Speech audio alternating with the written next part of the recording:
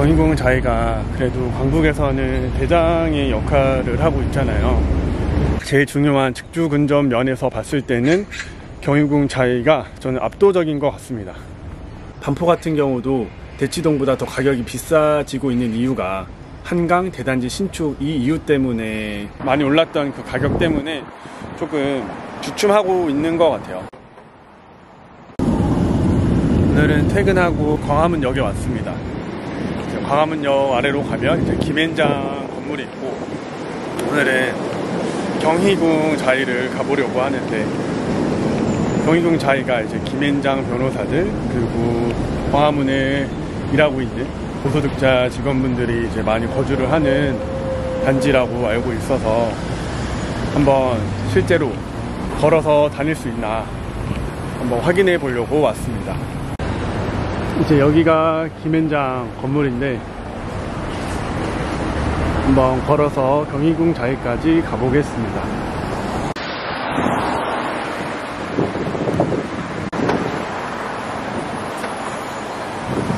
경희궁 자이가 그래도 광북에서는 대장의 역할을 하고 있잖아요. 그리고 이제 가격도 22억 정도 나가고 있는데, 어떻게 22억이라는 가격이 나갈 수 있을까 생각을 해보면, 특히 우리나라 3대 업무지구 중에 강남, 여의도, 이렇게 광화문 이렇게 3대 업무지구 중에 강남이나 여의도는 주변에 거주할 수 있는 곳이 많이 있거든요. 특히 강남 같은 경우에는 이제 강남역 기준으로 왼쪽에는 서초랑 반포가 있고, 오른쪽으로는 대치나 뭐 개포나 그리고 잠실까지 이렇게 거주할 수 있는 거주 클러스터가 형성이 되어 있습니다. 그리고 이제 여의도 같은 경우도 뭐 오래되긴 했지만 여의도 내 안에 이렇게 단지들이 많이 있고요. 근데 이제 중심 업무지구 같은 경우에는 아파트를 지을 수 있는 땅도 별로 없지만, 땅도 별로 없고 아파트도 많이 없습니다. 그나마 이제 경희궁 자이가 신축의 대단지 아파트라서 사람들이 많이 선호한다고 생각을 하고, 그래서 22억까지 가격이 나갈 수 있는 것 같습니다.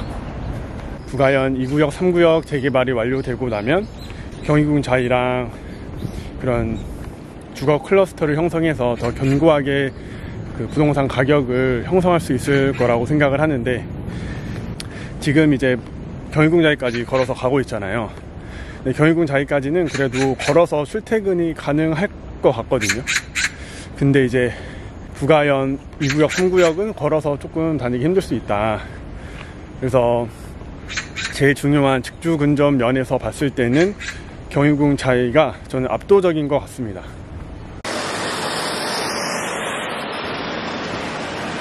길로 들어왔는데, 김앤장에서 경희궁 자이까지 제가 좀 천천히 영상도 찍고 말도 하면서 왔잖아요. 근데 한 20분 조금 넘게 걸린 것 같아요. 그래서 날씨가 선선할 때는 충분히 걸어서 다닐 수 있을 것 같은데, 너무 덥거나 너무 추울 때는 힘들 것 같습니다. 그리고 경희궁 자이가 지금 국민평형 84 기준으로 했을 때 22억 이렇게 가격이 나오고 있거든요. 근데 마포 공덕에 보면 리버웰이나 리버파크 같은 경우가 지금 뭐 23억에 거래도 됐고 매물도 그렇게 나오고 있습니다. 제 생각에는 그냥 그런 단지들이 계속 시세를 비슷하게 형성할 것 같아요. 그리고 계속 강북에서는 이런 단지들이 가격을 이끌어 줄 것 같고, 이 세 개 단지, 뭐 경희궁 자이, 리버웰, 리버파크 이 세 개 단지 중에서 고민을 하고 있다면 그런 상황들은 비슷할 것 같거든요. 그 뭐 여의도 광화문으로 출퇴근을 하고, 그리고 자녀가 있으면 좀 어린 자녀일 것 같은데, 이 세 개 단지 중에서 결정을 해야 된다면 저는 뭐 어떤 단지를 선택하는 것보다 괜찮은 매물, 그러니까 뭐 로얄동 로얄층에 좀 저렴한 물건이 나왔거나, 그리고 어떤 상황에 의해서 좀 저렴하게 내고가 되는 그런 물건들이 있으면 매수를 할 것 같다라는 생각이 듭니다. 그리고 이제 마포구 영상, 다른 영상에도 말했지만 마포구 자체가 학군이 좀 약하거든요. 근데 이제 경희궁 자이는 마포나 공덕보다 학군이 더 약합니다. 그래서 초등학교를 가거나 중학교를 보내야 되는 자녀가 있으면 강남 구축으로 이사를 가거나 아니면 초등학교 같은 경우에는 이제 사립초를 많이 보낸다고 하더라고요. 그래서 그러한 점도 고려를 해보시면 좋을 것 같고, 그래서 제 생각으로는 앞으로는 마포 공덕에 있는 단지들이 경희궁 자이보다는 조금 더 앞서지 않을까 그런 생각이 들어요. 왜냐하면 지금도 리버웰이나 리버파크가 한 1억 정도 더 비싸게 지금 거래가 되거든요. 그 이유는 이제 마포 공덕 이제 대웅동 쪽으로 학군이 계속 강해지고 있고, 그런 학군이 강해지면 그런 거주할 수 있는 환경이 더 강해진다라고 저는 생각을 해서, 마포 공덕 같은 경우에는 이미 직주 근접이고 한강변도 끼고 있고 이제 학군까지 좋아지게 되면 사람들이 좋아하는 모든 요건을 갖추고 있잖아요. 근데 이제 경희궁 자이 같은 경우에는 아직 부족한 부분이 조금은 있기 때문에 마포 공덕 쪽으로 사람들이 더 몰릴 거고, 그러한 요인들로 인해서 조금 더 가격이 비싸지 않을까 그런 생각이 듭니다. 반포 같은 경우도 대치동보다 더 가격이 비싸지고 있는 이유가 한강 대단지 신축 이 이유 때문에 그렇다고 저는 생각을 해서 마포 공덕도 그렇게 되지 않을까. 그리고 3단지 같은 경우에는 살짝 언덕이 있거든요. 근데 언덕이 있는데 단지 내로 들어오면은 그래도 평탄화 작업을 잘 해놔서 그렇게까지 막 엄청 오르막이다 라는 그런 생각은 잘 안 듭니다. 경희궁 자이에 대해서 간단하게 또 설명을 해보면, 경희궁 자이는 이제 서대문역 역세권인 아파트고 1, 2, 3, 4단지로 구성되어 있습니다.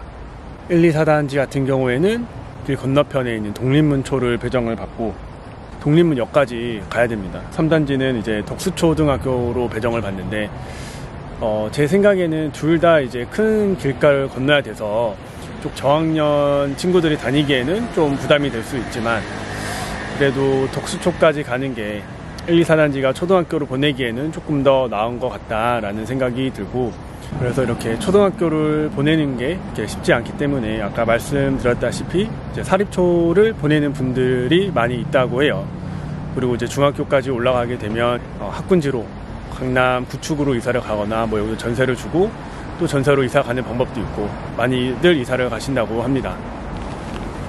그리고 또 통일로를 기준으로 해서 건너편에는 시장도 있고, 그리고 3단지 들어오기 전 3단지 이제 바로 아래쪽에 삼성병원도 있고 해서 그런 입지적인 부분에 있어서는 정말 좋은 단지이고, 특히나 이제 직주 근접이 된다는 점에 있어서는 강북에서 최고의 단지가 아닐까 그런 생각이 들었어요.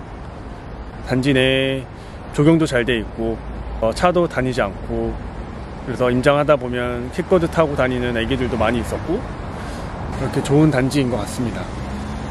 오늘 이제 김앤장부터 해서 경복궁역에 내려서 이제 김앤장 건물부터 해서 경희궁 자이까지 와봤는데, 실제로 와보니까 충분히 날씨가 선선하고 좀 좋은 날에는 충분히 걸어 다닐 수 있는 곳인 것 같습니다. 그래서 광화문 직주 근접에 정말 최고인 아파트라는 생각이 듭니다.